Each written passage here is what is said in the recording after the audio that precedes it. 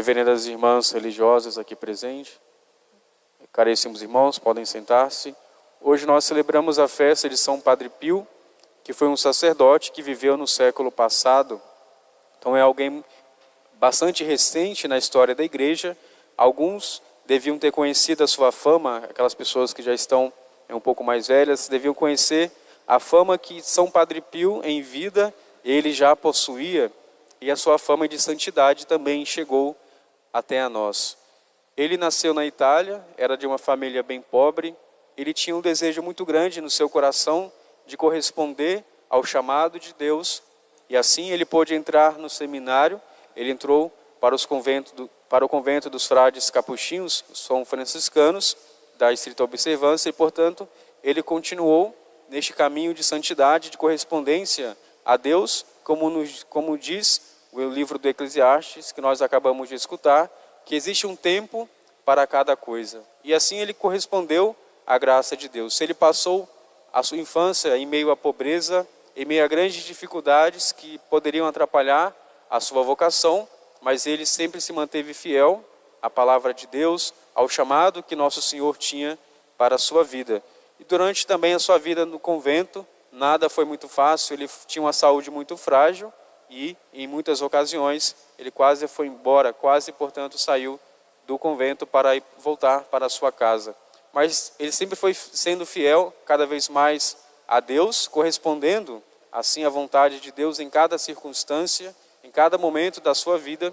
Ele se abandonava nas mãos de Deus e Deus fazia a sua obra. Nós, portanto, contemplamos na vida de São Padre Pio o milagre da graça divina na vida de uma alma que corresponde à vontade de Deus. Todos nós somos chamados a ter uma vida santa, a se unir a Jesus, mas pouco de nós vamos chegar ao fim do nosso tempo aqui neste mundo completamente assim como Deus quer de nós. E os santos, mas sobretudo São Padre Pio, são essas pessoas que se entregaram completamente a Deus. Na vida de São Padre Pio, era uma vida muito simples. Ele tinha um quarto pequeno, não possuía grandes bens, porque ele era franciscano, ele não podia ter nenhum bem em seu nome, era religioso e sobretudo ainda franciscano, que observava uma pobreza um pouco mais estrita, como ensinou São Francisco de Assis. E no convento, onde São Padre Pio residia, ele não tinha nenhum tipo de regalia. Ele que já tinha uma fama de santidade no seu ministério, mas ele passava a maior parte do seu tempo aonde? Lá no confessionário. Ele passava a maior parte do seu tempo escutando as confissões. Então ele correspondeu ao chamado de Deus e foi pouco a pouco sendo assim cada vez mais santo. E Deus concedeu a ele grandes graças, concedeu sobretudo alguns dons místicos. Ele poderia conhecer facilmente o pecado que nós tentamos esconder. Então um pecador que fosse até o confessionário de São Padre Pio, ele sairia de lá convertido, porque São Padre Pio não deixaria essa pessoa de deixar e de detalhar os mínimos detalhes daquilo que nós muitas das vezes temos vergonha de dizer ao sacerdote. Na vida também de São Padre Pio, ele chegou a curar uma menina cega de nascença. Esse foi um dos grandes milagres de São Padre Pio. Existem muitos outros, além da bilocação, e alguns soldados americanos na Segunda Guerra Mundial relatam que eles viram um frade voando. Então, nós devemos contemplar qual era a grandiosidade da santidade de São Padre Pio. E ele também curou, entre alguns dos doentes, uma pessoa que era paraplégica, que não poderia andar, que não podia andar, e ali, tendo contato, pedindo a oração de São Padre Pio, Nosso Senhor concedeu o milagre por intermédio de São Padre Pio àquela pessoa. Mas, de modo mais sublime do que esses dons sobrenaturais e místicos que São Padre Pio possuía, o mais importante era a sua identificação com Cristo. Ele se parecia tanto com Jesus internamente e externamente, que ele foi agraciado em receber as santas chagas que Jesus na cruz sofreu por nós. Então ele tinha nas suas mãos, no seu lado, nos seus pés, as marcas da crucificação de Nosso Senhor.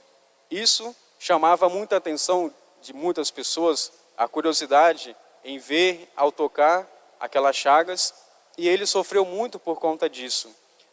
Ele era suspeito de ser charlatão, além de induzir as pessoas, por conta da sua pouca fé, induzir as pessoas para um caminho que levava somente a ele, mas ele sempre foi fiel a Nosso Senhor, e o objetivo principal de São Padre Pio era levar as almas para Deus. Quem assistia à missa de São Padre Pio não voltava para casa de modo igual como entrou. Então, tamanha era a sua devoção a celebrar a Santa Missa. Assim como ele confessava bem aqueles peregrinos, os pecadores penitentes que iam até ele pedir perdão dos seus pecados, também ao receber a comunhão, a assistir à Santa Missa, todo mundo ficava edificado por tamanha devoção, porque São Padre Pio correspondia assim a Deus diante do seu ministério sacerdotal.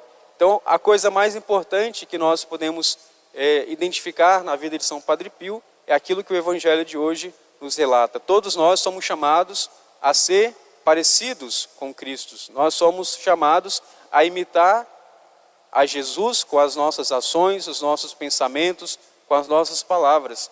E São Padre Pio era tão parecido com o Nosso Senhor, com a graça que Deus lhe concedeu, que nós, portanto, veneramos na sua vida, veneramos esse grande santo da história da igreja, justamente por ele se parecer tanto com Cristo. Ele chegou a imitar Jesus nos mínimos detalhes, e assim como São Francisco de Assis, ele pôde receber as santas chagas de Nosso Senhor impressa no seu corpo, que era justamente um sinal da sua correspondência à graça. Ele era um santo de sétima morada, que estava num grau muito grande de contemplação de Deus, e assim Deus concedeu a ele, por conta da sua humildade, essa tão grande graça que foi, portanto, a impressão das chagas em São Pio de Pietrelcina.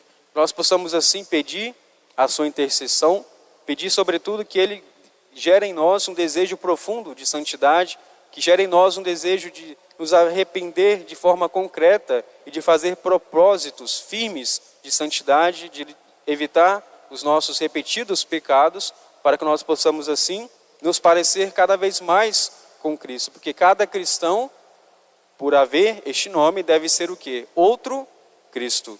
Quanto mais nós nos parecermos com Cristo, mais santos nós seremos, e portanto nós devemos assim pedir este santo que é tão grande na história da igreja, na história recente da igreja, que ilumina ainda com a sua vida. A vida e a biografia de São Padre Pio é imensa. Eu poderia aqui ficar bastante tempo contando detalhes da sua vida, mas nós, como eu disse, o mais importante, devemos olhar para o principal da sua vida. Se ele tinha dons místicos tão grandes, é porque justamente Deus, na sua infinita misericórdia, o escolheu para essa missão, e acima de tudo, ele correspondeu com a sua vida, no seu caminho de identificação constante a Nosso Senhor. Todos os santos, eles nos traduzem algum traço de Jesus. Os santos não conseguem esgotar a riqueza do mistério de Cristo, mas em Padre Pio, nós vemos quase que a face de Cristo resplandecer na face de um pobre frade, que não tinha fama, que não tinha dinheiro, mas que ele, por sua santidade, a sua dedicação a Deus, ele pôde assim, deste modo, corresponder também à vontade santíssima de Deus e alcançar no céu um lugar proeminente de santidade, um lugar de glória. E a igreja, ao celebrar o seu dia, celebra também a santidade diária na qual São Pio de Pietrelcina pôde corresponder ao amor de Deus. Que nós possamos assim, pedindo a intercessão de São Padre Pio, receber grandes graças que nós mais precisamos, receber dele aquilo que é mais importante na nossa vida, que é o arrependimento dos nossos pecados e uma vida de santidade na graça de Nosso Senhor. Louvado seja o nosso Senhor Jesus Cristo. Para sempre seja louvado.